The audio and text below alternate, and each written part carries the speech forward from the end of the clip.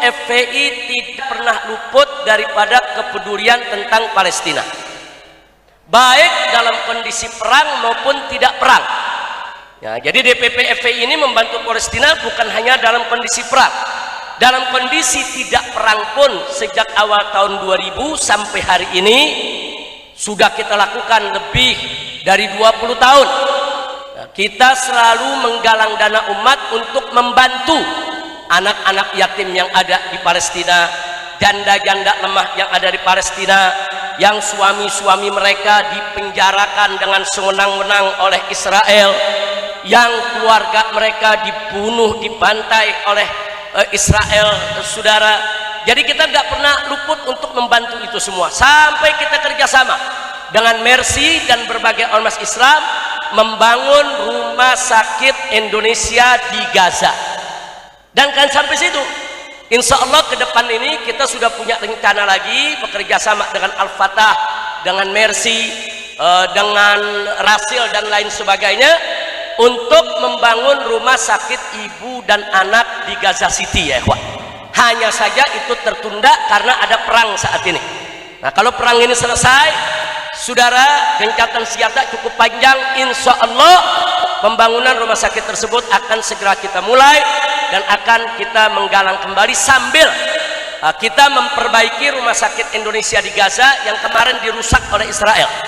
Jadi di sana alat-alat medis kita yang harganya miliaran, yang harganya ratusan juta, apakah itu scan, MRI dan lain sebagainya, semua dihancurkan oleh tentara Israel. Betul, mereka tidak membom rumah sakit kita, mereka serbu, mereka duduki, mereka rusak semua alat kedokteran yang ada di dalam gedung, ya ikhwan. Jadi itu semua insya Allah sudah ada gantinya. Sudah banyak pihak yang menyumbang untuk dikumpulkan, tapi belum bisa kita berikan sebelum kita pastikan kondisi betul-betul aman. Nah, maka itu kepada umat semua saya ingatkan, kalau besok sudah mulai digalang kembali untuk Palestina, jangan ragu-ragu, sisihkan rezeki kita untuk membantu saudara kita di Palestina, insya Allah. Begitu juga tadi kita sudah dengar laporan dari Habib Muhammad selaku ketum daripada DPP FPI. Sejak beberapa tahun yang lalu sampai hari ini, alhamdulillah kita masih bisa menggelar iftar, bagi-bagi buka puasa saudara di Al-Masjidil Aqsa-nya. Jadi di sana ada orang-orang kita yang terus menggelar saudara supranya, menggelar, menyediakan makanannya untuk berbuka puasa, dan sampai hari ini itu semua berjalan lancar. Mudah-mudahan Allah berkahi daripada segala semua dermawan, semua penyumbang, Allah berikan lipat ganda daripada rizkinya, dan Allah berikan yaitu DPP FPI insya Allah menjadi jabhah salihah thayyibah nafi'atul ummatil islamiyah, amin ya rabbal alamin. Nah, baiklah, hari ini tadi sudah disampaikan, hari ini santunan yatim ada berapa? 350 yatim yang disantuni, du'afanya ada 50. Itu untuk di sini. Untuk di MS sana kita kemarin juga menyantuni 210 yatim yang ada di MS sana. Di MS juga ada kegiatan serupa, saudara, ada bagi-bagi untuk fuqara, untuk du'afa, untuk yatimnya. Nah, karena itu kita patut bangga kepada segenap pengurus DPP FPI maupun pengurus markas syariat yang terus menyampaikan amanat umat kepada mereka yang berhak. Nah, itu saja yang ingin saya sampaikan sebagai tambahan informasi. Akhirnya jangan lupa saya amanatkan, walaupun saat ini kita di akhir Ramadan, sebentar lagi masuk Idul Fitri, ya memang kita dianjurkan untuk bergembira, berbahagia, silakan, tapi jangan lupa dengan penderitaan saudara kita yang ada di Aqsa sana. Bukan untuk kita bersedih-sedih, bukan. Saya tidak mengajak Anda untuk sedih-sedih, tapi bagaimana kita berbagi kebahagiaan tersebut. Kita nggak minta Anda untuk bersedih, saudara, tapi bagi kebahagiaan kita nih, bagi untuk saudara-saudara kita yang ada di Palestina, ya ikhwan. Nah, apa yang bisa kita berikan untuk mereka, bahkan walau hanya sebuah doa. Makanya kami ingatkan dari DPP FPI kepada segenap umat Islam, jangan lupa, jangan berhenti dari kunut nazilah setiap sholat fardu. Tolong jangan berhenti, ya kawan, terus sampai kapan? Sampai Palestina merdeka, sampai kekejaman Israel terhadap mereka terhenti, sampai mereka bisa hidup aman, tenang, sejahtera, baru kita berhenti kunut nazilahnya, ya kawan. Baca setidaknya doa kita tersebut itu merupakan bantuan untuk mereka, itu merupakan support untuk mereka, itu merupakan keberhakahan untuk mereka, saudara. Nah maka itu saya ingatkan sekali lagi, yuk kita berbagi bahagia dengan mereka, walaupun itu hanya berbagi doa, berbagi kisah, berbagi untuk menyebarkan informasi ke seluruh dunia agar dunia tahu betapa biadabnya Israel dan semua konco-konconya ya ikhwan. Nah mudah-mudahan perjuangan ini tidak berhenti sampai di sini, amin ya rabbal alamin. Nah sebentar lagi saya akan tutup sambutan saya. Setelah saya tutup, saya minta nanti jamaah yang soft 1 berhadapan dengan yang soft kedua dan seterusnya, bikin soft yang rapi. Setelah soft rapi baru makanan dikeluarkan, jangan dikeluarkan makanan sebelum soft rapi. Soft udah rapi, keluarkan makanannya. Masih 15 menit lagi untuk masuk maghrib, insya Allah 15 menit cukup untuk merapikan makanan. Nah sambil makanan dirapikan, tim hadroh boleh mengiringi dengan gosidahnya. Dengan gosidahnya kita ikuti, biarin yang kerja, yang merapikan makanan, yang duduk tertib ikutin baca gosidahnya. Setuju? Nah itu saja yang bisa kita sampaikan. Dan ingat, malam ini kita masih ada sholat taraweh khatmul Quran. Kita akan khatmul Quran dalam sholat taraweh di tempat ini ba'da sholat isya.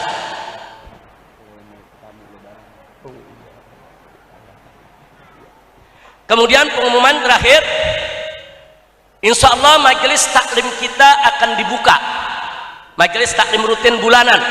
Nah, pertama yang ibu-ibu dulu, hari Sabtu tanggal 1 Juni, hari Sabtu tanggal 1 Juni dari pagi sampai zuhur akan kita buka majelis taklim rutin bulanan kaum ibu. Sekaligus Bu, anak-anak putri saya mesen sekaligus ngunduh mantu. Bu, saya protes, saya bilang bukan ngunduh mantu tapi ngunduh umi baru. Betul Bu? Iya, ngunduh mantu mertuanya siapa? Jadi ngunduh umi baru. Nah jadi ibu-ibu yang kemarin ada banyak yang ngegerutu tuh, kita nggak diundang, kita nggak dikasih tahu. Nah sekarang kita undang. Setuju Bu? Tanggal 1 Juni hari Sabtu, halal bihalal majelis taklim sekaligus pembukaan majelis taklim kaum ibu dan sekaligus ngunduh umi baru, insya Allah. Nah begitu hari Ahadnya sama, hari Ahadnya untuk bapak-bapak.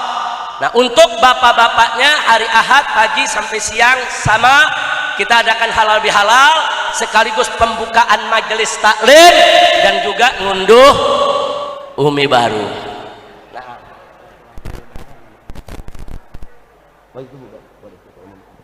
Kira-kira jelas gak?